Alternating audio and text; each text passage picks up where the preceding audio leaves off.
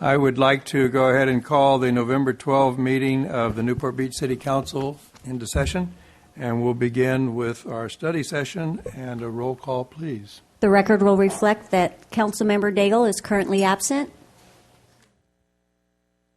We will move directly into current business. We have just, first we'll do the clarification of items on the consent calendar. Councilwoman Gardner? I have nothing. Councilman Petros? I don't have any clarifications, but I would draw my colleagues' attention to item 15, where the approval of a third-party administrator, part of the agreement includes an escalation of 2% per year over the 5-year, resulting in a 10% increase in this contract amount. That might not be clear to you from reading that item. Thank you. Councilman Selledge? I have none. Councilman Henn? Mr. Mayor, I've carefully studied the agenda, and I believe I have a perfect understanding of all of the agenda items, and therefore I have no clarification items to request. Who said that? Councilman Curry. Thank you, and I have none. All right, we will move into item SS2, please. Before we do so, I would like to recuse myself from this item. I have a consulting relationship with a business in Violito Plaza, and an abundance of caution, choose not to participate. Thank you. Thank you. We'll come and get you. Good afternoon, Mayor, Council members. Dave Webb, your Public Works Director. This is a discussion today on the landscape concept design for the Newport Boulevard modifications. If you recall, back in August this year, you approved the purchasing of the old Wacomeo Bank property and the general geometrics of the project that we had. We also had the mitigative negative deck come before you just last meeting in October 28th. And then also in that, you wanted to have us come back and give you the concept in more detail on the landscape plan and also on the parking lot, how it looks. So today we're going to provide that to you, and we have our architect here, landscape architect, Perry Cardozo, with us, and I'll have him up and talk in a little bit. So I'm going to kick it right off and give some general background on the project real quick.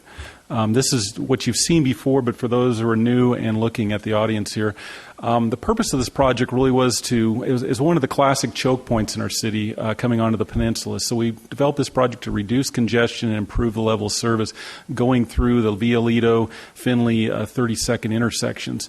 We're also improving vehicle and bicycle safety and putting in raised medians and landscaping on this project and adding to the aesthetic appeal of this area.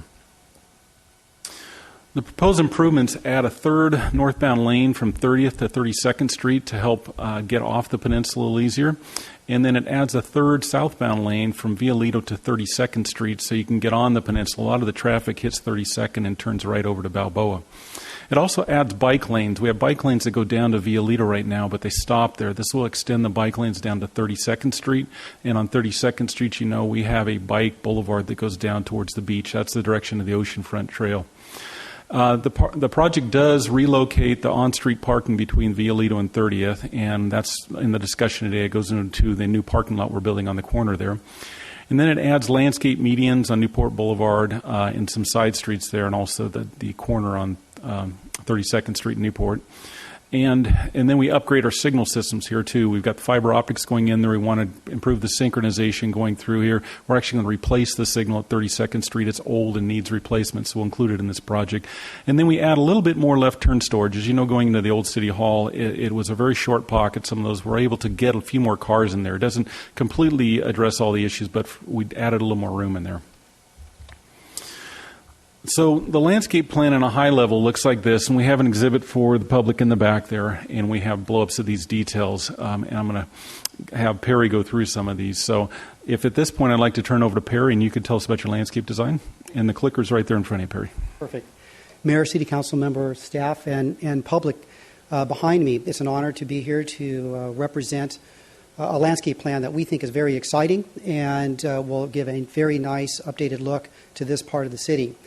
As David mentioned, it's really an engineering feat to come through and problem solve to create the safety need for traffic for pedestrian usage And as a landscape architect, it's really our job to combine the aesthetic with all of those engineering feats to come up with an aesthetic plan that ties both ends together and creates this environment where both the public that are walking, and we know the amounts of people who walk this area, as well as the driving. And so creating this calming effect through the landscape, tying it in with the Lido Village plan, along with the hotel plan and those concepts, putting all the pieces together so at the end of the day we have a comprehensive, cohesive plan that, again, ties both landscape and hardscape together in one complete package.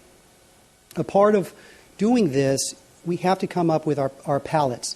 And it's not only a palette of plant material, it's a palette of hardscape textures, forms, it's artistic expression, it's paints, it's fountains, it's all the elements that are incorporated into a landscape and streetscape project.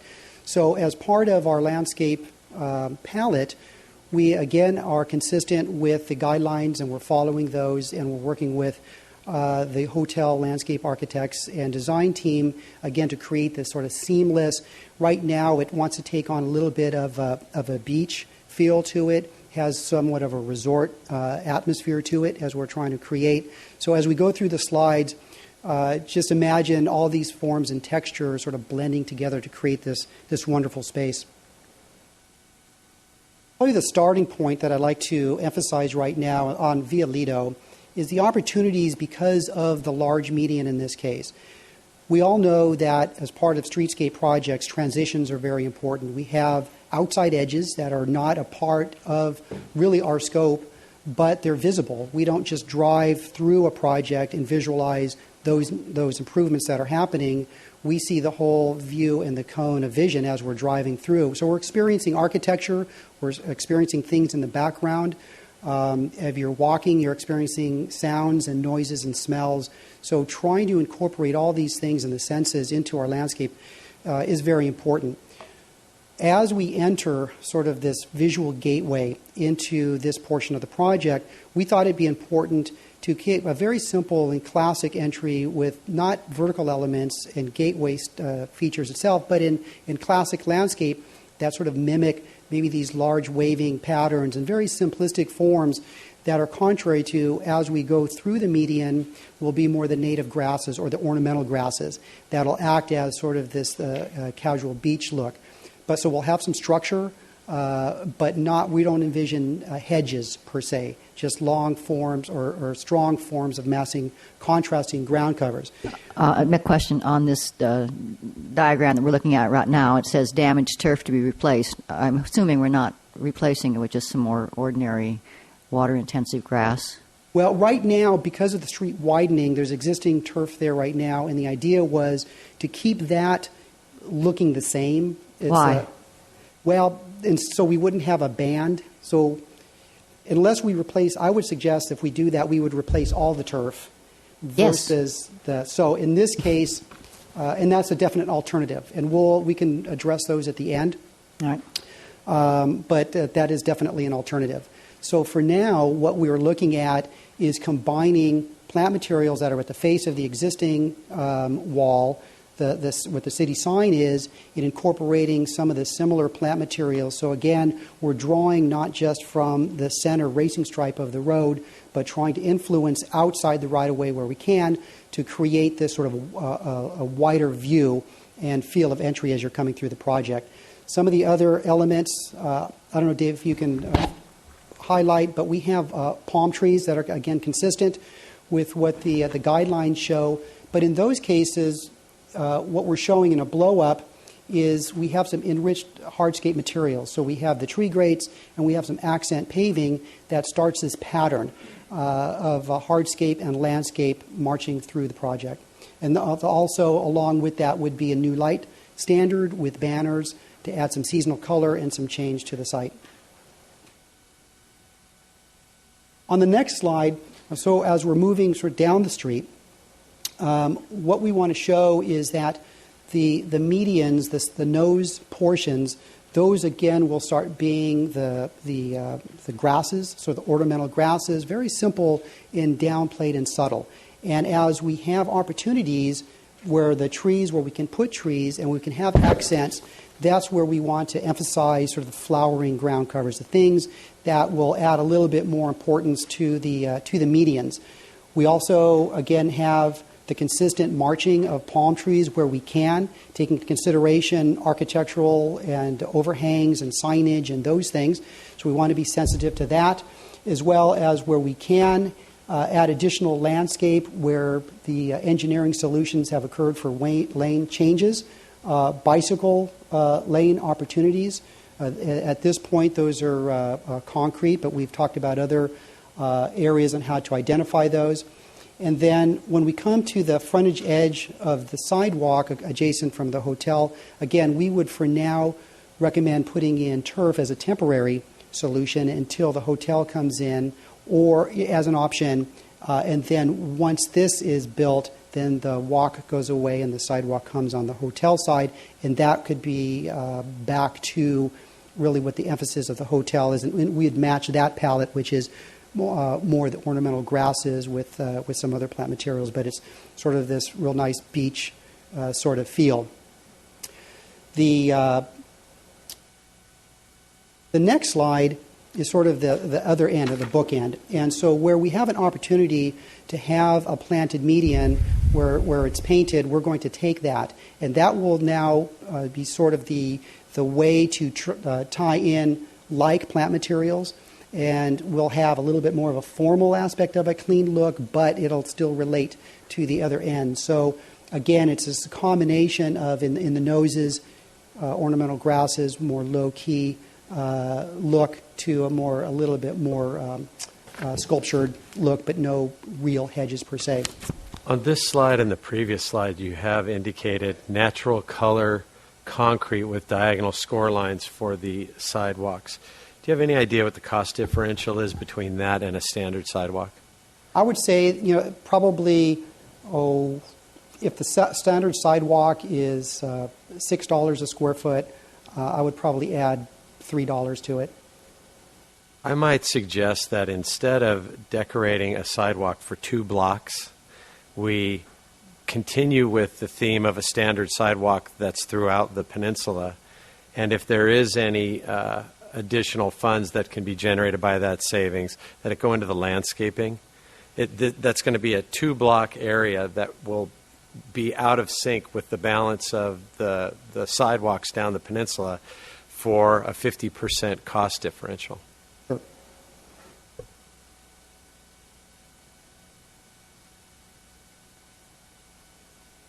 To go back to this slide also. So the stripes that are like crosswalks. Correct. Now, is this again something decorative, or just that just painted to indicate? Painted. Okay. Correct.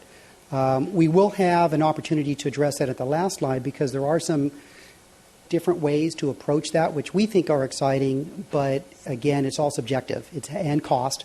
How we want to enhance that, whether it's through colored concretes or through painting techniques and style, and we'll have that at the end. It's also then maintenance a lot more than anything else. Mm-hmm. So this leads us to really, I think, is an exciting slide because it allows opportunity where none existed previously, and that's in the new parking lot design and layouts.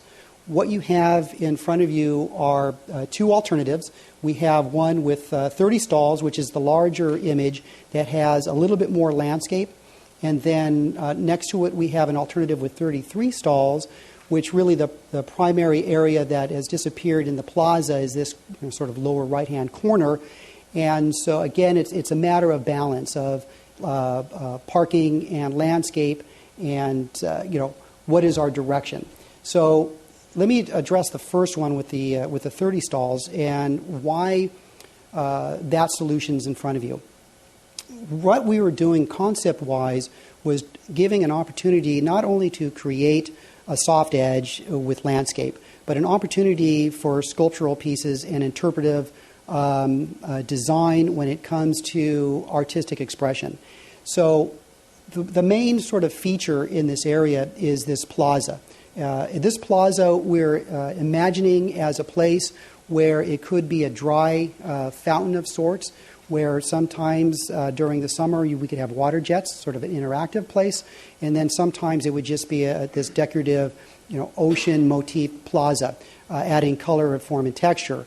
Around that, we would provide some shade trees, and then also what you can't see on the previous slide, where adjacent to the hotel, as we started picking up the vocabulary and the elements that are being proposed there in seating, in angles, and in pavement, so there's a continuity between both sides of the street. It's subtle, but we thought that it would be important in this area, since we want people will be crossing the street and they'll have a connection both visibly and once they're there texturally. So that is this area in here. We have allowed areas for bike racks that are sculptural in nature, where this is the one of the bench concepts that the design firm for the hotel has come up with. And this is the paving, which is with the seashell and with the blue glass and gray concrete. Some of the features that we think are exciting and want to sort of develop a moment in time for we'll just say for the tourists that come through this area is a unique opportunity. And what we were thinking was Adirondacks chairs, and you're thinking, well, there's nothing so special about that. But we were thinking making those 1.5 the size of normal. So when you sit in them, you're a little bit dwarfed. It's kind of a fun camera moment to sit there, and those are in this plaza here. So it's a part of a play of art and function and fun. Where we have a few areas here, again, we're thinking of fish, and in this case, and you'll see on our last slide, we have an aerial perspective of what those could be as sort of a pedestrian gateway and link. And then opportunity in this area for 3 pedestals for local artists to interchange some seasonal things. So those, whether it's students or whether it's professional artists, there's an opportunity again for expression. And what we'd like to do there is screen the bumpers of all the cars with maybe 3-foot or 4-foot plant material, so there's a little bit of a setback and bumper, but allowing enough pedestrian links so access is easy, and then also visibility for police and other to view the parking lot for safety purposes. We don't want to create walls for that. So it's a balance of many features in this spot, but trying to, again, to create an opportunity where none once existed. The simplistic form of the parking lot with the 33 stalls, we thought will show the contrast, and just as a very simple landscape opportunity. Of course, it's much cheaper. We maximize more parking. It's more of a functional solution. But anyway, to show you that there are options to the parking lot. So, sorry if I could interrupt. We did ask this council because, as you instructed us last time, you wanted us to think big on this corner. So we did have Perry go a little more formal, a little more cost in the one picture there. I wanted to just advise you, though. Remember, we're taking off 27 stalls, and in one option you could put back 30. In another option you could add 3 more, 33. Again, less landscaping, more parking. Just to make that clear. Perfect. Yes. On that concept, I mean, I've heard and have agreed that should be an accent corner. I had always assumed the accent would happen with landscaping. I mean, I don't know who's going to walk over there and sit down in a chair. I mean, that doesn't seem like a park place to me. And that's what we were going to get some guidance from you later. This is kind of that big thought. Do you want some art elements? Do you want some things that attract people? We added bike racks. I don't know if there's a big need for like a bike node here. Perry had a couple elements, like art elements, which could easily be taken in and out. It could be all just flatscape and softscape. Again, we wanted to give you some options there. The anorectic chairs are one thought. It could be some other item in there. So that's just a point that we want to kind of clear up later with you guys and get some feedback. Right. And I would think from a combination of aesthetics and marketing and all the rest of that kind of stuff, if you were going to have a gathering place, you'd want it on the other side of the street so they'd buy something at the hotel. You wouldn't. Well, but that brings up the point. Would this in some way, because we are concerned about taking away the parking from in front of these other businesses, would this in any way encourage, I mean, maybe they would say, oh, I'll stop there and get something to eat and then sit here outside. So would it provide some benefit? I don't know, but that Well, that could be a possibility as well, I guess. I think we have to think through who's going to use that. I mean, that's going to be a busy intersection, if you will, and I think it very appropriate to have it be architectural statement, not flat ground. But I think we have to really think out the function of it, because it doesn't seem like a meeting point. If I'm going to meet with someone, I'm going to meet with them at the hotel, across the street, or outside the hotel, or something. Well, and there is, again, that little small sketch of the 33 stalls. There's opportunities in there to add more enhanced landscaping. It does answer the question, adding a few more parking stalls. I think you'll hear that from the residents. Mr. Singer came forward last time and said he's got a petition from all the folks in the Finley tract that all of them complain about not enough parking in that area, the residents behind there. So this adds a little more parking than's out there today. There's still opportunities for landscaping. I think you could take some of these elements.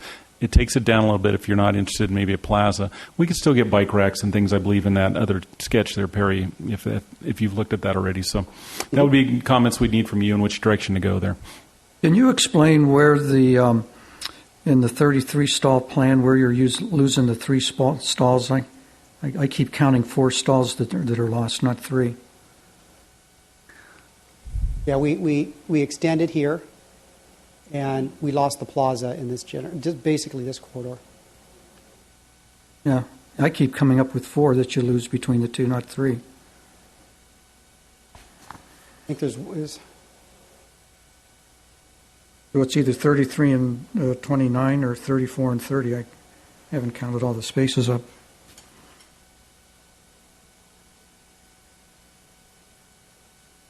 there's one underneath that tree. We could double check that. That was the count that came through your office, but we'll double check that. Right. Either parking lot adds at least 3 more than is currently being removed. Of the 27 we counted, one of those was a 30-minute stall right outside 32nd Street, outside the Jewelers there. There's 4 stalls there now. We're going to put 3 back. One of them is a short-term parking, but we counted it as a full-term stall.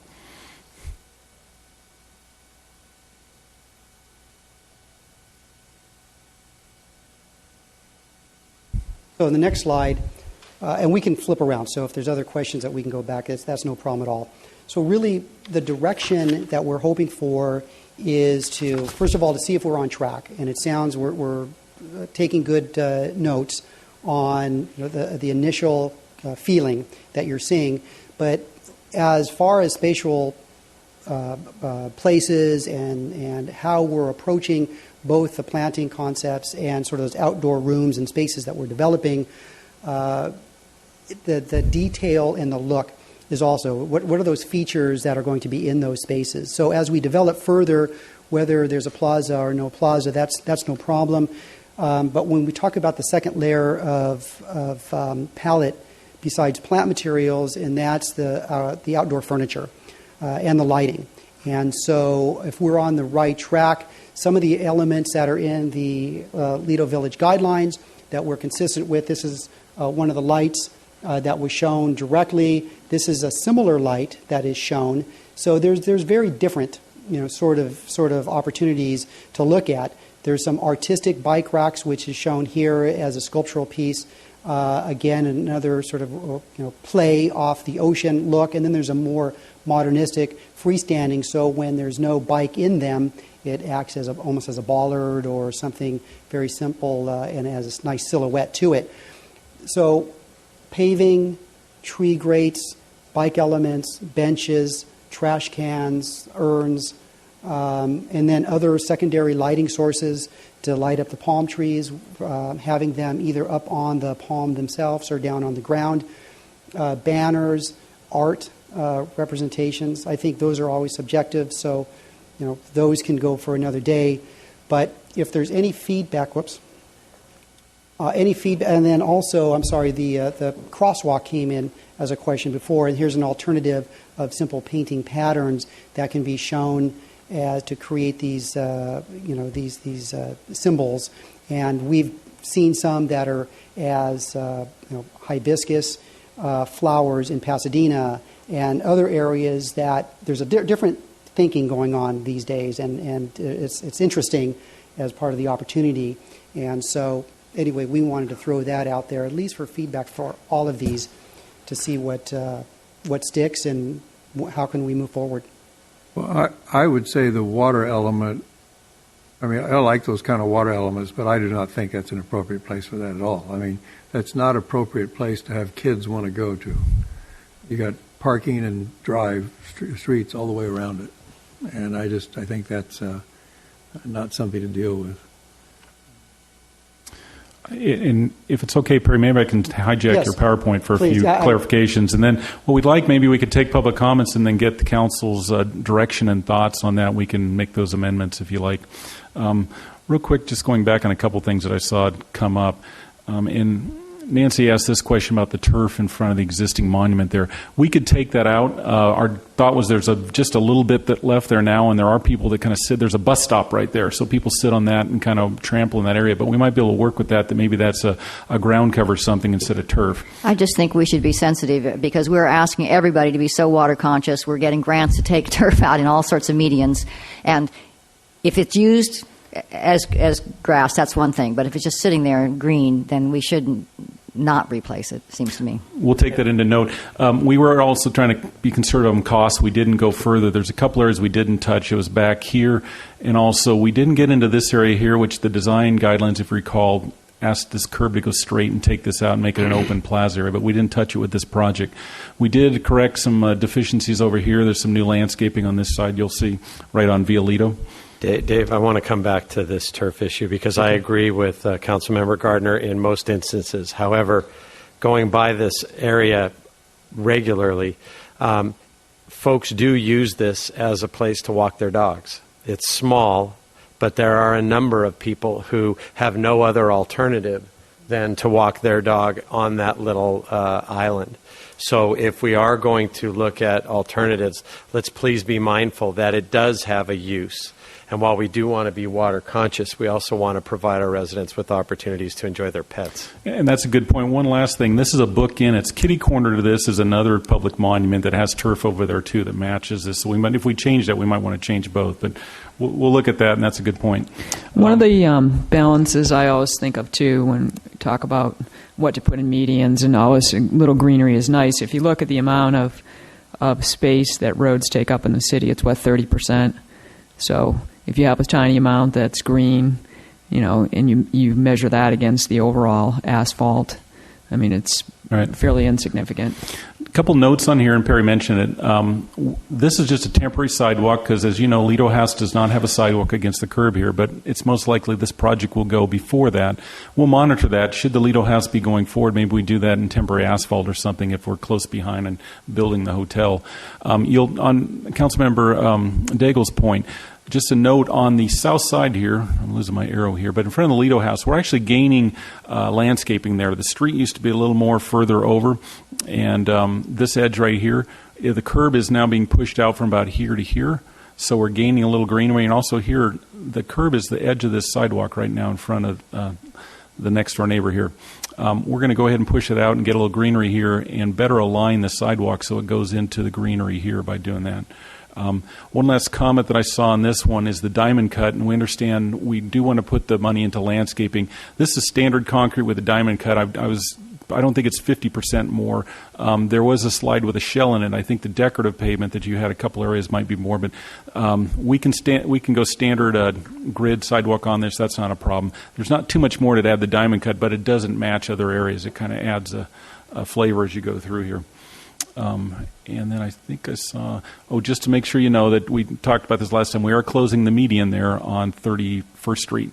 It allows us to get much more left turn pocket range on both 32nd and 30th here. So just a couple things I picked up on before you want to go into public hearings. Dave, can I ask you to go back to the slide that shows where Finley comes out right there? Has the traffic engineering group looked at what that westbound right turn will now see if that median edge gets pushed out? Are there any operational or geometric issues with that? You're talking about the northbound right turn going into the Violito? Well, I'm considering Newport Boulevard to be north-south. Okay. And so Finley, coming out of Finley, that right turn now comes right out onto the radius. Now there's the extension and the correct. Are you satisfied that that is operationally safe?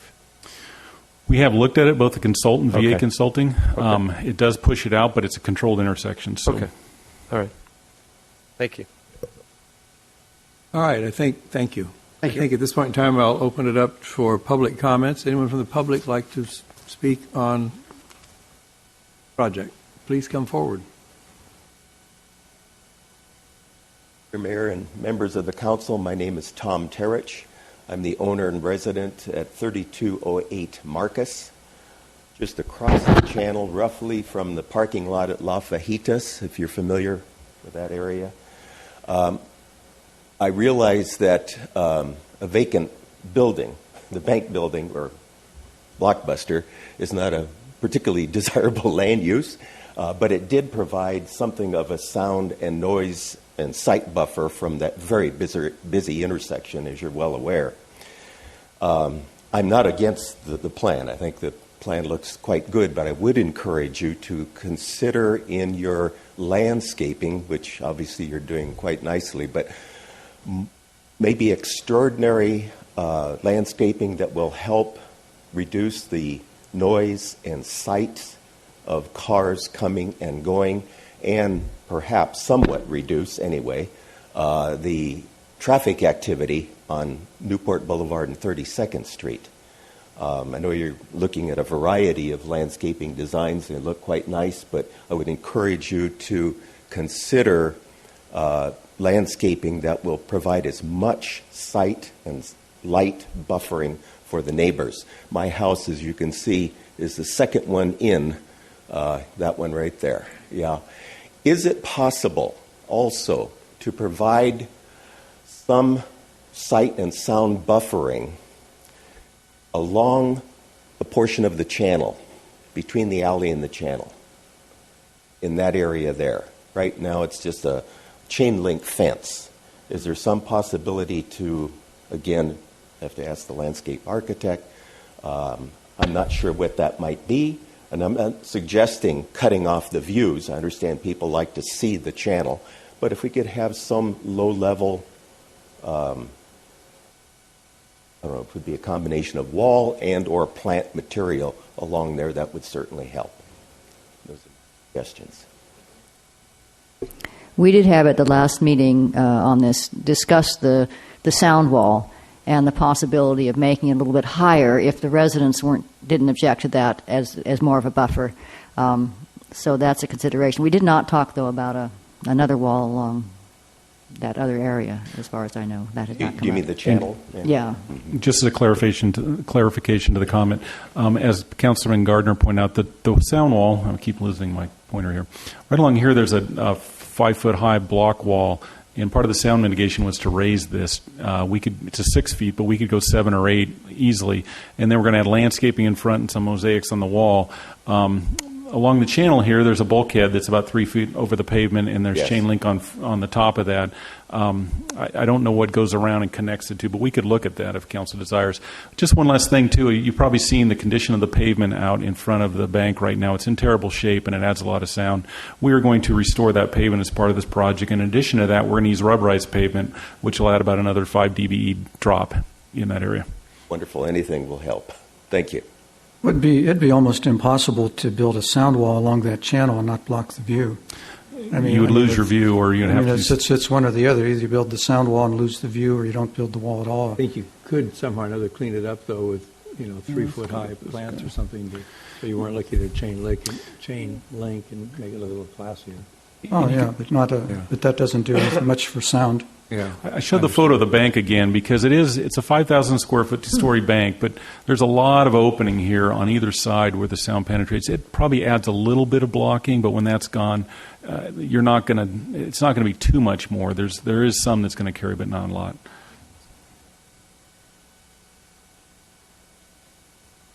All right, anybody else like to come speak? Please come on up. I'm Maureen Terich, 3208 Marcus Avenue, and we've had the house the family since the 70s. I can understand if you don't want to break the view, but I was thinking, like you said, there's that 5-foot wall now, and if you extend that, I don't know if you could, that intersection with the traffic is very loud, and the worst offender is motorcycles. Yes, fire trucks go by, but they are not a problem, the loud motor, but that's a very noisy, when it's a red light, green light, cars zipping through there. And so even more than the channel having a sound thing, if it's closer to that, we're Newport and 32nd, right in there, that's the worst. And then also the bank at one time, way back when, they had lights right up above and they shine right into our house. We can't, it's daylight into our house. And if just with the lighting, if you could direct it down instead of out, that would be a big help. Thank you.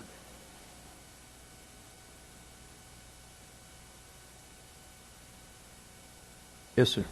Yes. Good afternoon, Mayor and Council members. My name is George Schroeder, and first I'm going to speak as a board member of the West Newport Beach Association. We did bring this first concept plan to our board meeting a while back, and the whole board did discuss it, and we looked at the concept then, and everybody at that meeting was in support of the plan. There wasn't anybody who did not like the plan.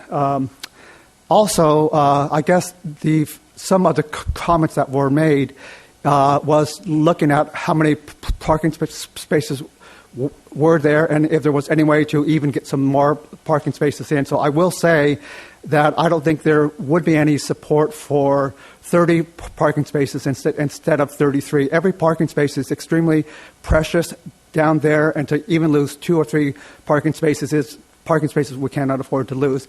Also, I think we're actually losing more parking than what staff has said, because there is parking on Marcus Avenue that's going to be lost on both sides of the street when the exit is cut. So, I think it's 4 or 5 more spaces that is going to be lost also.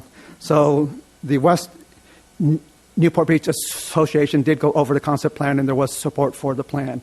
Next, I'm going to speak for myself. I've known Tom and Maureen Terrich for 20 years. Their family has owned about 6 properties in the West Newport Beach area. They're very nice people. If there's any way you can address their concerns, I don't know if it would be possible to do plexiglass, or that could be looked at that way. It wouldn't impact the view across the channel, but that would could reduce some of the noise that will go into their property. And then lastly, I just want to say I also served on the Citizens Advisory Panel for the Lido Village area, and any sidewalk, hardscape, landscaping, trash cans, benches, we did incorporate this side of the street into that Lido concept plan. So anything that's done there, we hope would tie in very much with what's going to be done across the street, because we do want the whole area to have one great look. Thank you very much. Thank you. Does anyone else like to speak on this item? Mayor Hill and members of the council, my name is Jim Mosher. I just wanted to say, if the council is ultimately being asked to make a recommendation about or decision about the design overall, it would seem to me there's at least 2 charter commissions whose comments on the design would be useful to informing that decision. They are the Parks, Beach, and Recreation Commission and the Arts Commission. Thank you. Thank you. Anybody else in the audience like to speak on this item? Seeing none, I'll bring it back to the council staff. Just one clarification. George had mentioned Marcus Street, and there is 2 stalls coming up Marcus Street, but that is included in the 27 count. It is red curb across the street today on the far side here. We are losing a couple spots here, but again, that's part of the 27 count. I know there's been some concern about the impact on that intersection, and that being the primary access to that lot. Did you give any further study to that? Have you changed the dimensions of that at all? Have you moved it westerly or anything of that sort? We did have our traffic staff look at that. They don't feel real concerned because, again, there's only 36 spots in this parking lot. It's not a very huge lot. Marcus is a one-way, I'm looking for my area, it's a one-way direction into the track here. So, and this alley is a one-way out this direction. So you would enter the parking lot through here and exit through here, and you'd either turn up or down on Marcus. But they didn't see any problem with that. They actually prefer this location, too, because people will make a left turn onto these, onto that turn lane there. Go back some. Yeah, people will be making that left, and it's a much safer location. If you recall, the existing driveway is right here now, and technically you can't make a left out of it. People try to. People make a quick right in here and go to the bank property where their parking lot is here now. So this will be a much safer operation to come out here and make your left or your right coming off Marcus there. All right. Council. I would go with the more parking myself as well. I think that's a sensible thing to do. I agree that the more parking down there, the better. And I think that still we're going to have a very lovely spot, much softened. I do have a concern about colored pavement and fancy paint, not so much because it doesn't look nice. It looks lovely at the beginning. But I so often see areas that have done it, and when it's not maintained, it actually looks worse than just plain old blacktop. We're sort of used to seeing blacktop with stains. When you see the pretty paintings or colored pavements with stains, it shrieks much more of lack of maintenance. So I would be a little bit cautious about that, and we really want to look into the maintenance aspects of it if that's the direction taken. I would agree. I think this is a significant investment for the city, and you have been very outside the box on the landscaping, and that I do really appreciate. But I think that parking really is the primary issue here, and I would support the greater supply. I would like to acknowledge the comments of our neighbors and see what we can do about the wall and light attenuation, so that if there is going to be any light in there, that it is pointed down. I've made my comments about the turf area at the other end. I am not enthralled by the notion of seating, benches, this as a destination. It's not. It's a waypoint to get to the beach. If we are going to put in bike racks, they should be more to the northerly end to support those businesses that are, up the street. But otherwise, it really is not a destination in and of itself that would require that. But very, very good design. Thank you. Councilman Curry. Well, I too would support the additional parking spaces. I mean, that's what we're doing here. This is a parking lot, and I think we got a little bit overdone with the design about the chairs and water features and other stuff like that. So let's focus on the basics here, and let's provide some parking. Let's work with the neighbors on what we can do to attenuate the noise. I'm not sure we can do very much, but let's see what we can do with that. And let's get it done. Colleagues, did you have comments? Oh, I just agree with what everyone else has said here. I can't think of anything other than on that noise issue on the channel. I mean, I just don't see us really being able to do much of anything unless we did want to do a glass panel there. But just outside of any concerns that we might have, I think it would be tough to get it through the Coastal Commission with a solid wall there. Councilman Daigle, are you satisfied? All right, thank you. I'm sorry, one last question. I just want to make sure we've got all your comments. Did you have any questions about trees? It is palm trees. We have Washingtonians there, but the Coastal Commission we checked with has a problem with adding them, so we're going to be doing queen palms. They did talk about uplighting. Was there any thoughts or anything concerns there, or would you want to see that or not?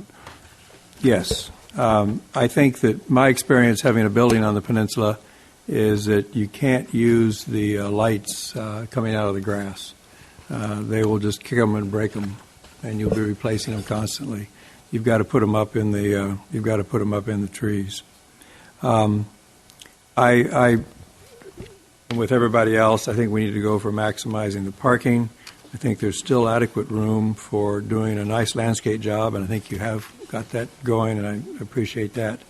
I actually think that the sound is going to be a lot better, because right now there is no sound wall along the west side of that parking lot, and now there'll be both a sound wall, both of material, as I interpret this, as well as landscape, and I think that will do quite a bit.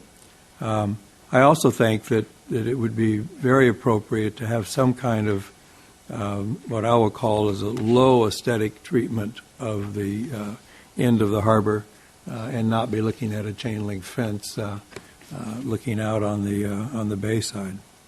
I'm not terribly impressed with any of the light fixtures that I see.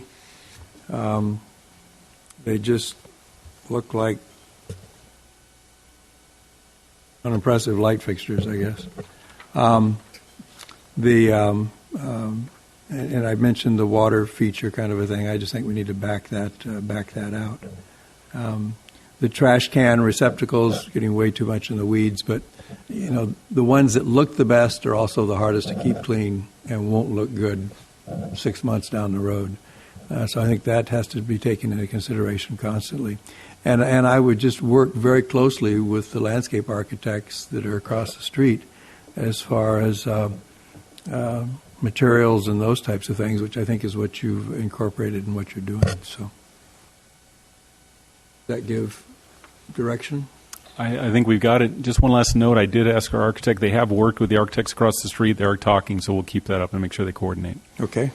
So you're not in favor of the oversized Adirondack chairs? Well, I was going to put bunnies there, but Okay. All right. Thank you. Thank you for your time. All right. Madam Clerk, public comments. The city provides a yellow sign-in card to assist in the preparation of the minutes. The completion of the card is not required in order to address the city council. If the optional sign-in card has been completed, it should be placed in the box provided at the podium. The City Council of Newport Beach welcomes and encourages community participation. Public comments are invited on items listed on the agenda and non-agenda items. Speakers must limit comments to 3 minutes per person to allow everyone to speak. Written comments are encouraged as well. The City Council has the discretion to extend or shorten the time limit on agenda or non-agenda items. Do we have any members of the public that would like to speak at this time on non-agenda items or on the closed-door session item, plural? Mayor Hill and members of the council, my name is Jim Mosier. From the agenda, I see that the closed session you're about to hold includes one of those Brown Act permitted private evaluations of 3 employees, the city manager, city clerk, and city attorney, who work directly for you, and since you are our representatives, in effect work directly for the public, the people of Newport Beach. What I want to speak about is the proper bounds for the closed session, which I believe is intended as a limited opportunity for you to discuss candidly with those 3 individuals their successes or failures in executing the city's business. And if you wish to set goals for their personal improvement to better execute the city's business in the future and to evaluate whether their past improvement goals have been achieved. Yet from the agenda we have today, it almost looks like you're planning to have a sort of private meeting with all 3 key employees together. I trust that item 4A is in fact 3 separate items, each limited to discussing whether a particular individual has been effective in executing the city's publicly agreed to missions.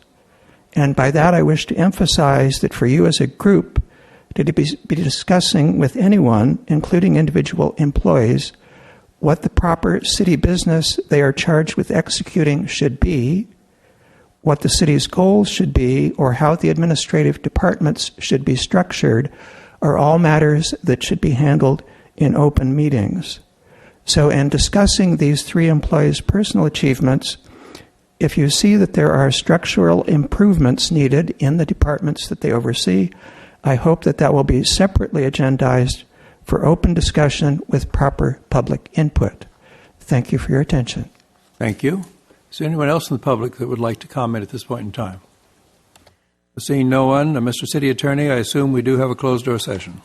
Yes, let me go ahead and make the closed session announcement. The City Council will meet in closed session to discuss the performance of Dave Kiff, City Manager, Aaron Harp, City Attorney, and Alani Brown, City Clerk, as well as 5 matters of existing litigation, including Martin O'Connor versus City of Newport Beach, John Hogan versus City of Newport Beach, Christine Hogan versus City of Newport Beach, Pacific Shore Properties and Newport Coast Recovery versus the city, as well as City of Newport Beach versus Yellowstone Recovery. And finally, the City Council will meet in closed session to discuss 1 item of anticipated litigation. Thank you. And I would acknowledge that I will recuse myself from item 4C due to a financial conflict related to investments. At this point in time, we will recess to closed session. We will reconvene at 7 p.m. this evening. Thank you.